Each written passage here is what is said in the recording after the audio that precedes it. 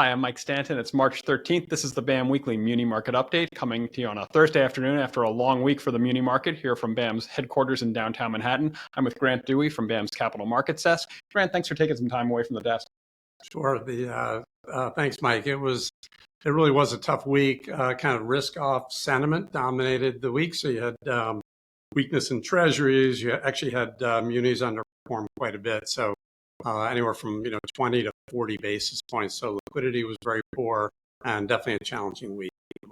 Yeah, kind of for the first time all year, we found underwriters reporting some difficulty in getting new issues priced. That's partially seasonally, right? I mean, there's a lot of, in this time of year, retail investors tend to be liquidating their muni portfolios a little bit.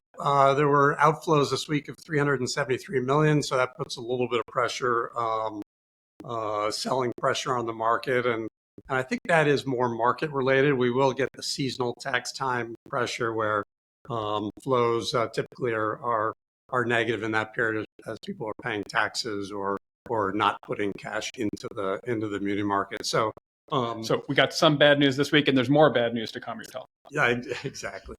But I mean, even good news is sort of bad news. You had CPI and PPI, both those numbers were relatively friendly from an inflation standpoint. But I think people are looking past that with kind of the macro environment, tariffs, the impact and the extent of the tariffs aren't really in the numbers yet. So I think people are more focused on forward-looking stuff. You've got the Fed or FOMC next week, and then a lot of policy change. There's munis are in the news in terms of changes maybe to the exemption. So there's uncertainty around there. Just a lot of things that are a lot of technical factors, and even some fundamental factors that are hurting munis right now.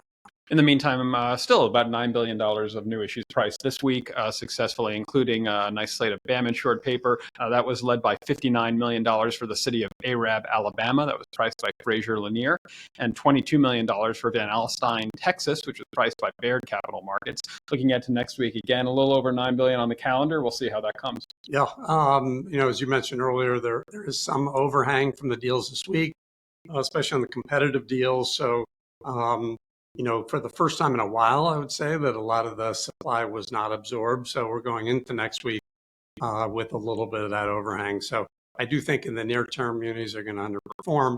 And all of this is pretty good for insurance, to be honest with you. Just the lack of liquidity really drives a lot more demand for insurance as, there are more motivated sellers and liquidity gets, the risk premium widens out. So, and liquidity.